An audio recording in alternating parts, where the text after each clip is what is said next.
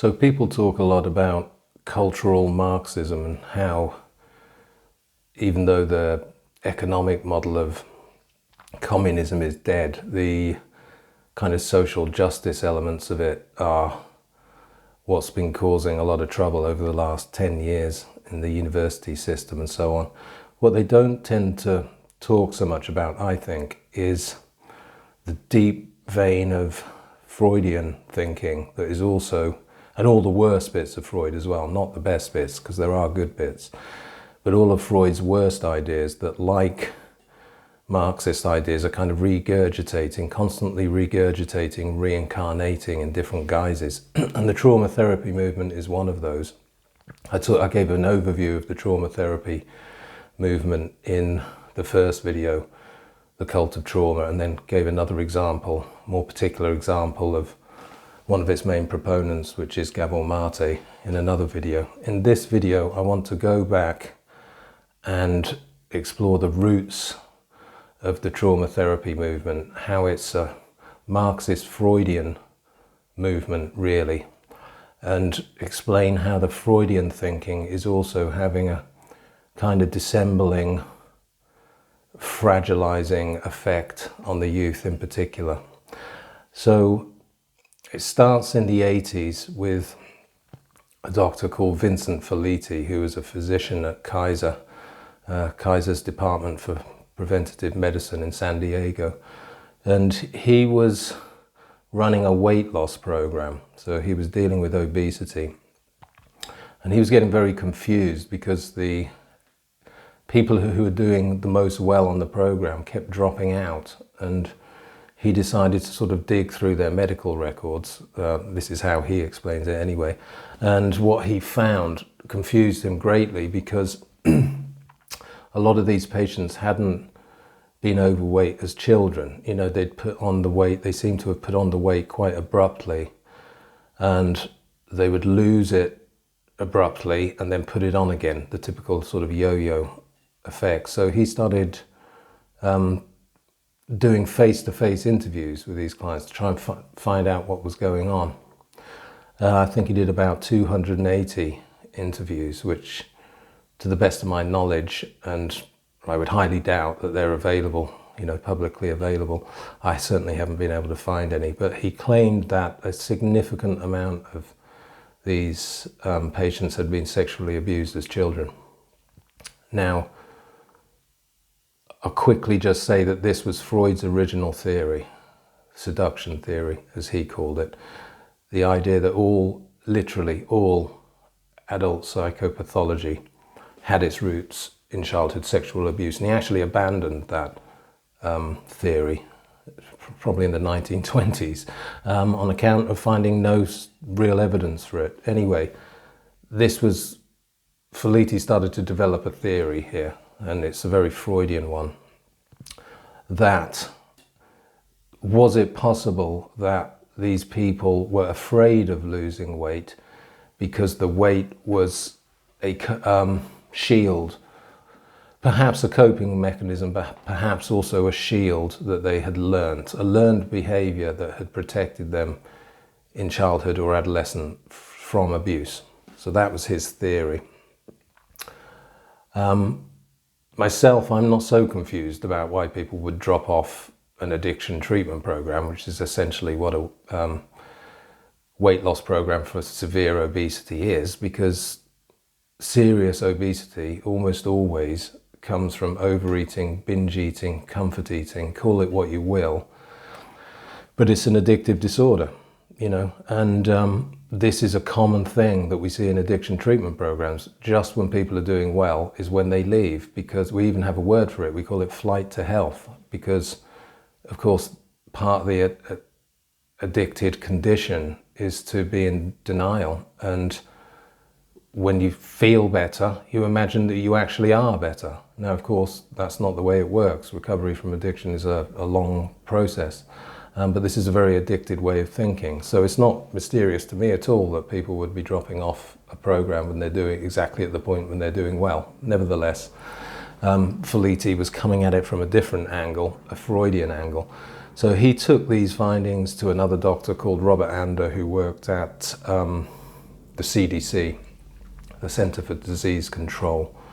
And together they started to put together their theory, which is that addictions, widely, in the widest sense of the word, are not substance dependent. They're experience dependent or environment dependent.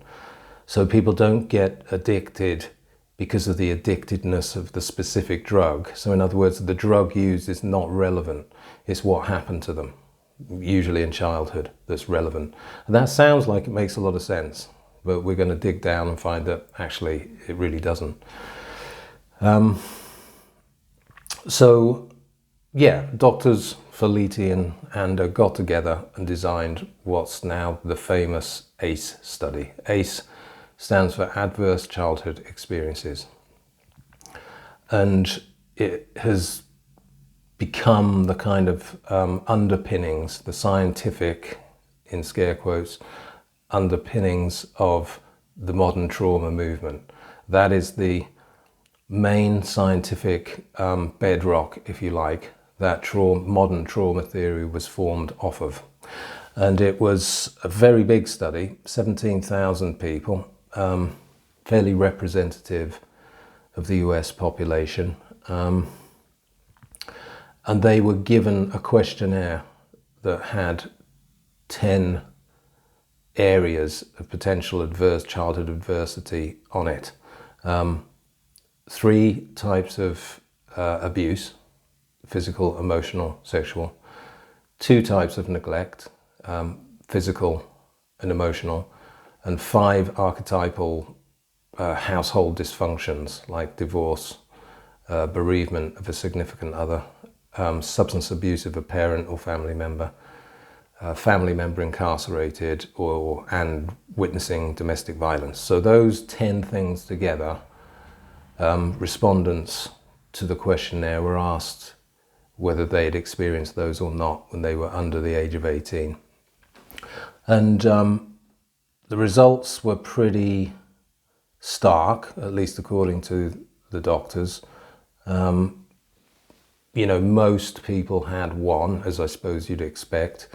I think, here we have it, 10% agreed that they'd suffered emotional abuse, 26% physical abuse, 21% sexual abuse. So it's odd to me that that's higher than emotional abuse, which would potentially be more minor.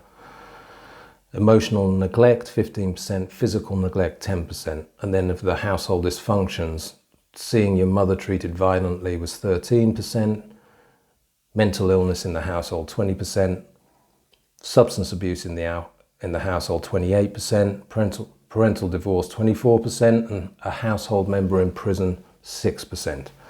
So from that, they looked at the respondents' adult health history, things like substance abuse and the incidence of chronic illness. And they mapped it out and found that for those who'd had more than 4 adverse childhood experiences, they were twice as likely to smoke, 7 times more likely to be alcoholics, 10 times more likely to be injection drug users, and even with chronic disease, they had much higher incidence, so 4 times more likely to have lung disease and things like that. I think, 12 times more likely to have depression. So significant numbers, you'd think. But if you take a look at how many of those people in those populations were actually doing those things, the percentage, for example, of people who'd got 4 or more ACEs that were actually injecting drugs, it was 3.5%. So in other words, only 3.5% of people who have a significant amount of adversity in their childhood were injecting drugs. So they might be much more likely than someone with 0, but it's still a tiny number. So what about the other 96% of people who have more than 4 ACEs? Why don't they inject drugs? To which you might say, well, drugs aren't very available, but the same is true for alcoholism. The massive increase, 7 times more likely, only actually results in 10% of people with 4 or more ACEs being an alcoholic. So what did the other 90% do? Why are they coping with adversity differently? So to say there's a link between childhood adversity and alcoholism or substance abuse is tenuous already, but to say that it is the link, the causative factor, or suggest that it is so, is very, very misleading, because it's really clearly not. So that's just the start of it, really. When you start to dig down into the study itself, you find that it's not not very rigorous. So I'm going to give you an example of some of the questions that were asked. Okay, so did a parent, this is for emotional abuse, did a parent or other adult, physical abuse, did a parent or other adult in the house often swear at you, insult you, put you down, or humiliate you? Yeah, so that's emotional abuse. Well, what does put you down mean? So let's be clear, if the respondent answered yes to this, that this happened even one time in their childhood, that their parent put them down. So for a start, it's very subjective. Like, what do you mean, put me down? Does it mean this or does it mean that? It's very subjective how you'd interpret that. And I would venture forth the argument that in today's world, the opposite is true of what used to be true. It would have been once upon a time, if you'd have asked this to people in the 50s, I think they'd have underreported it. I think if you asked this question to East Asians, they would underreport it because of stigma and culture and things like this, not wanting to shame parents, things like this. I think today, in today's world, even in the 90s when this was done in 95, I think the amount of people in our therapy generation that would quite happily disclose all the terrible things that had happened to them. I think people, if anything, probably over-report stuff like this these days.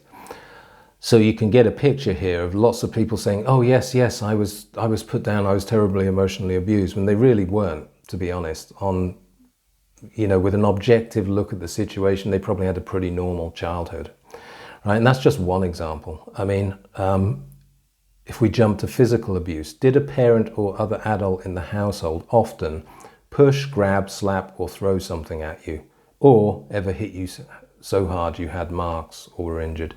So on the second one, and that's clear, that is physical abuse. But it's all wrapped up into the same question. So if you answered yes, that one time in my childhood I was pushed or grabbed, again, there's no context here. Did your poor single mother grab you on the way out of the door when you were a 6-foot 17-year-old on your way out to score some crack? Did she grab you in desperation to try to remonstrate with you to stay at home, and you've put that on there as physical abuse? Obviously, it's a ridiculous example, but you can see how there's no context here. It's extremely subjective. The other problem is that it relies on recall data, which is notoriously unreliable. How you recall something that happened 30 years ago. So that's what those questions were like. They were pretty weak questions. There was no context. These were not qualitative answers. It was just a yes or a no. And that's how they gathered their evidence that there are strong links between childhood adversity and increased rates, not just of substance abuse, but also chronic illness. So to me, that's kind of trash. I think that's a trash study. So let's imagine now that we're coming into the 2000s. This study has been cited something like 15,000 times, thereabouts. I think maybe more, like 20,000, 22,000, something like that. Now that's a lot of citations, so that makes it very authoritative. And I don't think it's a particularly good study. Moreover, there have been thousands of copycat studies that have tried to sort of replicate the same thing in their own countries with slight permutations, of course finding similar things. most of which have been done in a similar manner. So it's kind of become in vogue to study units of childhood adversity and offer them up as proof of adult health inequalities. I think they're very weak questions. I mean, to be sort of facetious, can you imagine an adverse childhood questionnaire for our Anglo-Saxon forebears or our cavemen forebears? I wrote one out, a rather cheeky one. It might go something like this. Before the age of 18, were you ever attacked, or did you ever witness someone else being attacked or killed by a large constricting snake, like a reticulated python, an aggressive and extremely venomous snake like a black mamba, or another animal like a lion, a tiger, or a bear? How often did a neighbouring tribe attempt to kill your entire extended family in a way that made you feel hurt, threatened, or afraid for your physical safety? Or did actual members of your family get killed, maimed, or taken away as slaves by neighbouring tribes? You know, I could go on. How often did you witness a woman being dragged out of her hut and beaten because people thought she was a witch? You know, it goes on and on. Obviously, I'm being stupid. But, you know, have you ever had a limb amputated without anaesthetic? How many times have you been close to starvation? Have you ever abandoned an elderly relative in the snow because they couldn't keep up? Stuff like that, which was the norm in our ancestral environment, you know, the environment that we existed in for hundreds of thousands of years. So not only was the study a bit trash, but the whole central tenet is kind of weak. How could we possibly be that fragile when we have evolved through environments like that and presumably not been mangled by it? So what I'm going to suggest is that there's a political idea behind all of this. There's an ideology, to use the common phrase, and that doctors like Dr. Felitti came at this with a preformed idea, which is a Freudian idea, that all adult psychopathology, and as public health experts, they were also looking at chronic disease, but Freud's original idea was that all adult psychopathology is traceable back to a dodgy childhood, particularly to abuse. And I'm going to suggest that they came at the problem with that already in mind. Now that, ideologically speaking, marries up very well with grievance politics. So what we're going to do now is look at how that evolved and went seriously crazy. I mean, actually, Doctors Felitti and Anda were probably very well-meaning traditional liberals, I would suggest, who were looking to address poorer communities and their issues and stuff like that in a very well-meaning way. But the movement kind of got hijacked and it went absolutely crazy in the 2000s. So, as I said, their findings were very influential and sort of fundamentally changed. What happened is they started to really change the way that governments and health departments of actual governments saw things in terms of physical and mental disease.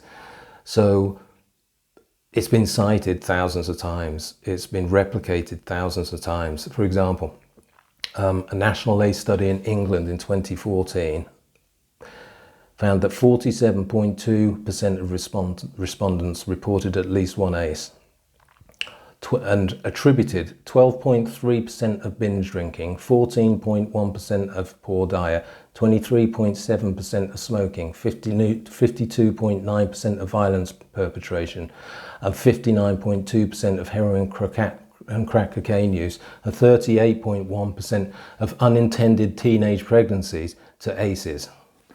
That's how ridiculous it's become. Studies and meta-analyses in the Lancet in 2017 also concluded that people who had 4 or more ACEs in childhood had a much higher likelihood of having addictions in adulthood. And 4 or more ACEs were a major risk factor for multiple health conditions. So what you've got here is becoming institutionalized, and the idea is that there's a dose-response relationship between childhood adversity and adult health problems. The more adversity you had in your childhood, the more ill you'll be in your adulthood, and that includes substance use.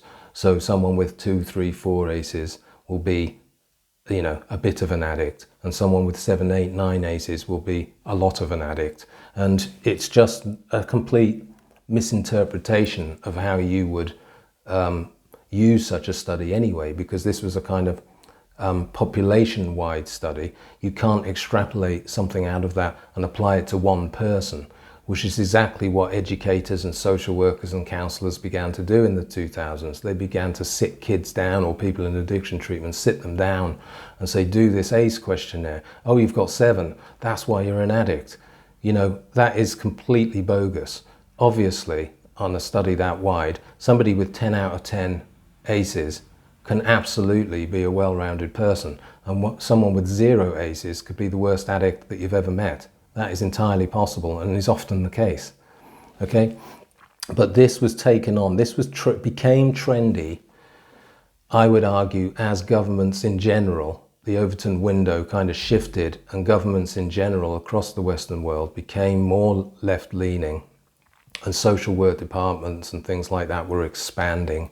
And this whole idea of that childhood is extremely important to make perfect, and I guess there's a lot of good, you know, that's a pretty good idea in its basis. It's a good idea. Let's make sure children have a great environment when they're growing up. That's a good idea. But it became kind of fetishized, and moreover, the job of governments to absolutely make sure that that occurred, not the job of parents. And so you had a situation where newspapers and popular media were getting a hold of it and saying, you know, things like HIV and liver disease and lung cancer are related to childhood trauma. It's terrible. The government's got to do something about it, which is about as wacky an interpretation from those studies as you could possibly imagine. So what happened in the 2000s is that an ACE movement started to gather steam, and it was initially, as I said, led by doctors and epidemiologists like Vincent Felitti and Robert Ander, but later became very influential in social work, education, psychiatry, and most of all in addiction treatment. And this movement sought to kind of revolutionize awareness and understanding of how adverse childhood experiences and toxic stress, as they called it, impacted public health, and then to implement like early years intervention programs to address them. And it got to a really high level. I think the World Health Organization at one point adopted the concept, and they built their own version called the ACE IQ, which sought to measure ACEs globally.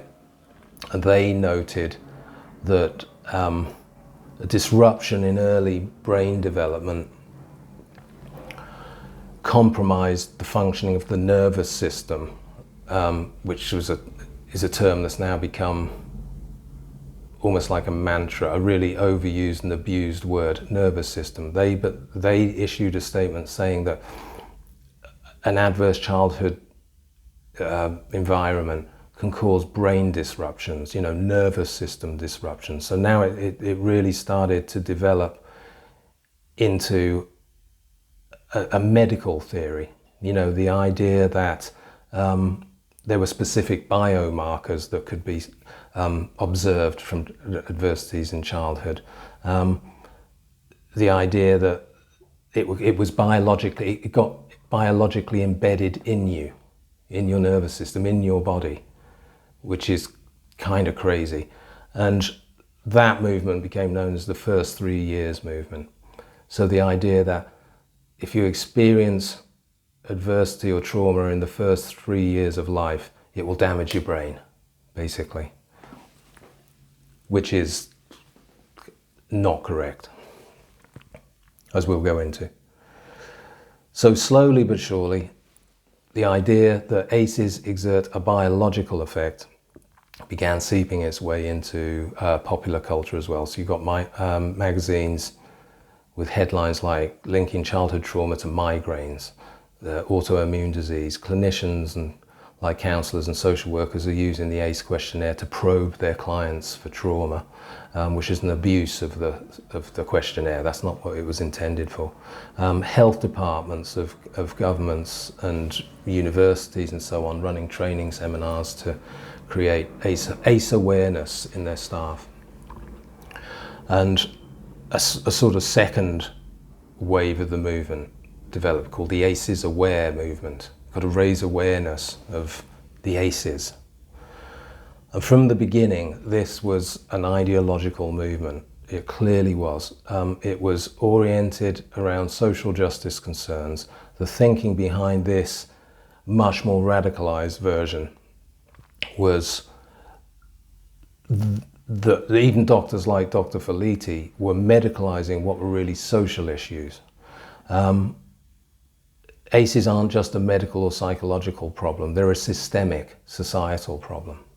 So we got hijacked, right? So that resulted in all sorts of wacky, mostly university psychology department-led concepts like the pair of ACEs. So the pair of ACEs is something that was taught in university psychology departments whereby those ACEs that we've described, the 10 ACEs, were just the tree above the ground. You know, so you've got divorce and substance abuse in the family as the branches of the tree. But underneath, in the roots of the tree, you've got poor housing and bad government policy and racial inequality and things like that. So you can quite easily see how this is just becoming part of the general radical political ideology that predominates in training institutes and universities. And so even the originators of the ACE movement, Dr. Felitti, was sort of recast as reactionaries who lacked sufficient revolutionary fervour to take the movement forward. And a good example of that was in 2018 when Nicola Sturgeon, who was the first Minister of Scotland, held a conference called the ACE Aware Conference or something like that, or the ACE Aware Nation Conference or something. And she gave a speech and so on, talking about how, you know, a poor childhood can have profound effects on physical and mental health. I mean, fair enough, yeah, you know, to some extent that's obviously true. But it was the way that it was being institutionalized and very poorly thought through that became problematic. So she said something like that she was going to make sure that this theory was embedded right through the services, and that meant through schools, through universities, through social work departments, everything. And I suppose if you follow the theory, that might make sense. But the problem is, it's an ideology, as became pretty obvious when the speakers started speaking. So one of them was an educational campaigner called David Cameron, and I've got his quotes of what he said at that conference here, just as an example of the fact that this is an ideological movement, not a therapeutic one. So he said on the ethos of social justice and why anger remains a central element of seeking social justice. This is him in his keynote address. He said, "One of the things that's missing today, ladies and gentlemen, is anger. Let's have some of that. I'm angry that we've had to wait this long. I'm angry that we've had to stand up and take possession of this movement." That's the ACE movement. "But what I want to recognize is that we will dance on their graves. We'll dance on the graves of the racists, the misogynists, and those who disparage immigrants, of those who promote the politics of prejudice." I mean, what's that got to do with childcare and addiction treatment? I have absolutely no idea. And this wasn't an isolated case. Another speaker compared the ACE Aware movement to the IRA. That's the Irish Republican Army, not the Inland Revenue, for any Americans who are listening. So that chap said, the IRA would say, you might see only one of us, but behind us there are thousands. That is what the ACES movement should be about. Someone else said, the ACES Aware movement should be like a stampede, and that critics should join the herd or we will trample over you. Well, I can tell you, working in mental health, that's how it feels. How it feels is if you don't go along with this stuff, like everybody with problems in their adulthood has trauma in their childhood, if you don't acknowledge that that's true, you kind of get stampeded on or looked at like you're crazy or a fascist or something. And the problem is, it's very problematic to go along with that, because when you're in addiction treatment and things like that, it's quite often necessary, in fact, usually necessary, to really dig into people and get them to see where they've caused their problems. And that's really difficult to do when they've been gassed up with ideas of their own victimhood. Really difficult to do. So if you're the lone clinician pointing to their responsibilities and things that they could change and things that they could take responsibility for, which in the case of most addicted people is quite significant amounts of things, they can quite easily either get the idea that you're just one lone voice or tell you to get stuffed because they've got 10 other people giving them an easier, softer way, right? And ultimately that will result in them relapsing and potentially dying. So this is pretty big stuff. This is not irrelevant, yeah? And the candor of these speakers does us a favor, really, because it shows us what's really at the heart of the ACE movement. It's an ideological movement. It's seeped into modern academe and clinical psychology and counselling. The agenda is one to promote grievance-based politics, social justice politics within healthcare, and mental health care in particular, and it's not appropriate.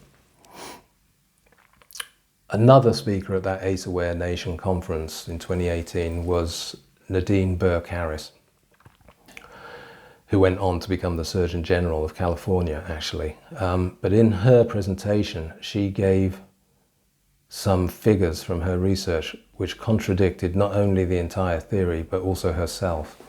So when they looked at the number of ACEs, 0 ACEs, 1 ACE, 2 to 3 ACEs, 4 or more ACEs in populations according to race, they found that they were exactly the same. So 4 or more ACEs, whites, 16%, African Americans, 16%, Hispanics, 17%, Asians, 11%. And as I said before, with Asians, I would imagine that's underreporting, because with Chinese culture and Japanese culture in particular, and Korean culture, of course, I would imagine underreporting would be likely because of the sort of Confucian or sort of Shinto ethic, which still is quite deeply ingrained, of not criticizing one's elders, right? So to finish off, let's just say that these are Freudian ideas, and Felitti tells us that himself back in 2004, reflecting on the ACE study. He said that with addiction treatment in particular, on the subject of addiction treatment, he felt that his theories and research supported old psychoanalytic views and was at odds with current concepts, including those of biological psychiatry, drug treatment programs, and drug eradication programs. So he said, our findings are disturbing to some because they imply that the basic causes of addiction lie within us and the way we treat each other, not in drug dealers or dangerous chemicals. Well, I wonder if he'd say that about guns. So being a very liberal guy, as I'm sure he is, just apply that same argument to guns. The problem with guns is not to be found in guns, it's to be found in the way that we treat each other. right? So I would suggest the opposite is the case, that addiction is very much to do with drug dealers, and it's very much to do with what drugs are available, it's very much to do with drug epidemics. We saw that with OxyContin in the 2000s and 2010s. So you'd have this bizarre situation where otherwise very liberal newspapers like the New York Times would do long exposés and documentaries and long pieces on the opioid crisis, which was precipitated by the injection of large amounts of a specific drug into communities. And because it happened in that particular case, it happened to be done by a billionaire pharmaceutical magnate family, they were fair game. But of course, the same's happening with cartels and criminal gangs. And that is one of the major drivers of addiction, obviously. If a drug does not exist in your local area, you won't be using it. And so I call it the war on drugs. The idea that, oh, we mustn't get obsessed with eradication programs and maybe not, maybe the discussion around drug legalization is very complex. But what I'm pointing to is this sort of unwillingness on the part of a more liberal moral agenda that's at large in mental health care, an unwillingness to look at social trends, the availability of drugs and things like that, as though they're any kind of problem, and blaming it all on what happened to us. It's both, but probably it's more that unfashionable one. Yeah? Because, of course, a large amount of the families that were getting absolutely swept away by the opioid crisis were the sons and daughters of doctors and middle-class businessmen and people that used to have good jobs in Appalachia and the Rust Belt, but that no longer have good jobs. Essentially white-collar and respectable working-class families that previously wouldn't really have been swept up in an addiction epidemic because they weren't the right socioeconomic group. And then you inject a large amount of drugs into those communities via a dealer who just happens to be a pharmaceutical company, and lo and behold, they're suddenly all addicted. So these types of arguments that it's all to do with childhood doesn't account for the fact that a huge amount of people who had terrible childhoods, the absolute overwhelming majority, do not go on to inject drugs. So what protective factors do they have that other people don't have? Yeah, so that's it for now. I'll load up another video shortly on Sigmund Freud, because this goes back even further to the early 20th century and what Freud told us about childhood.